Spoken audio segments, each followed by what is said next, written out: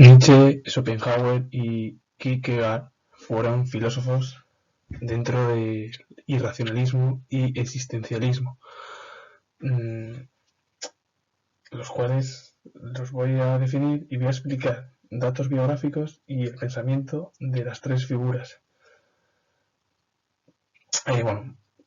que influyeron pues prácticamente en la filosofía occidental. Así que comienzo hablando de las tres figuras: irracionalismo y existencialismo. El irracionalismo es el conjunto de tendencias filosóficas que conceden a la razón un papel secundario en el conocimiento. Con ello, lo que lleva a cabo es la limitación del pensamiento y la razón. Claro, la principal forma es a través de la intuición, el sentimiento y el instinto. Es decir, que al final, en sí la definición es dar mayor importancia a los sentimientos, la intuición y el instinto por encima de la razón y el pensamiento. ¿Y qué es el existencialismo? Plantea la preeminencia de la existencia sobre la esencia. Es decir, el ser humano existe y luego piensa. Es decir, al final esto es muy fácil. Nosotros cuando nacemos tenemos existencia y de ahí vamos pues pensando. Ahora voy a hablar de Nietzsche, una de las figuras más importantes pues, dentro del pensamiento filosófico occidental, como Schopenhauer y Kierkegaard.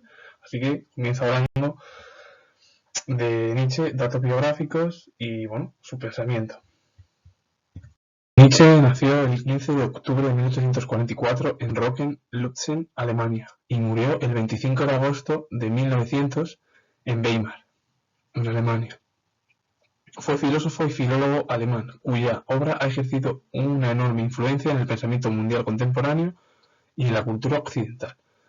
Nietzsche afirmó que cada ser humano tiene la posibilidad, si así lo decide y trabaja duro por ello, de superar la heteronomía e inmadurez para caminar hacia la autonomía ética. Esto quiere decir al final que, según el pensamiento de Nietzsche, todos podemos llevar a cabo pues lo que con cualquier posibilidad si decidimos hacer eso y trabajar en eso de una forma constante, al final lo que te dice es pasar de ese estado de inmadurez o heteronomía para caminar tú solo de forma autónoma, es decir, solito.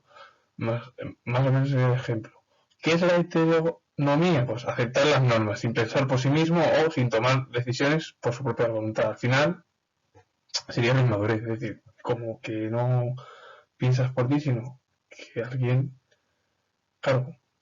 piensa en esa manera o dirige. Sería así, entre comillas, siempre hay que ponerlo, pero vamos, la explicación suya en sí es fácil, pasar de esa inmadurez a esa autonomía ética, es decir, ser independiente por uno mismo.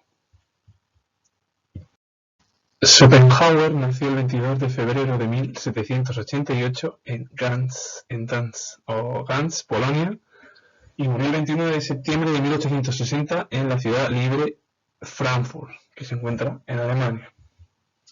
Fue filósofo alemán, considerado uno de los más brillantes del siglo XIX y de más importancia en la filosofía occidental. Aparte, también fue el máximo representante del pensamiento del pesimismo filosófico y también se manifestó como una de las primeras figuras dentro del campo de la filosofía como ateo. Schopenhauer afirmó que la existencia es sufrimiento y también que la contemplación estética de las cosas y los hechos del mundo nos proporciona un estado de beatitud que los aleja de los males inherentes al tremendo hecho de vivir. Esto al final lo que quiere decir es que sí, que la vida al final es una existencia, es decir, tú existes y estás en el sufrimiento, etcétera, etcétera, pero claro, si tú tienes una contemplación estética de las cosas y los hechos al final del mundo que te proporciona ese estado de beatitud que sería paz, felicidad, serenidad, pues al final se olvida.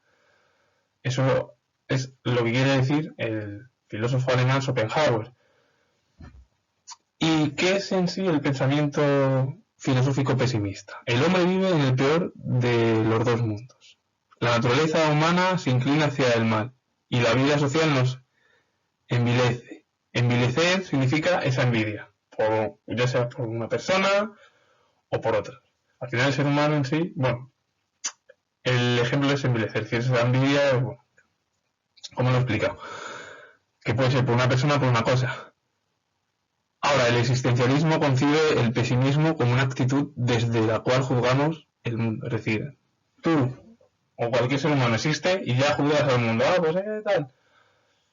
Más o menos, lo que puedes llegar a la conclusión es que si la existencia sí se supone que sí que es dura, es difícil, es tal, pero claro, si tú ves a lo mejor, contemplas otras cosas de forma estética, los hechos del mundo que te proporciona esa paz, felicidad y esa serenidad, pues te aleja, más o menos de esos pensamientos más o menos tremendos o negativos.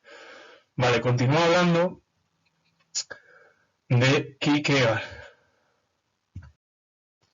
Otra de las figuras también importantes dentro del siglo XIX fue Kierkegaard, que nació el 5 de mayo de 1813 en Copenhague, en Dinamarca, y murió el 11 de noviembre de 1855 en Copenhague, en Dinamarca.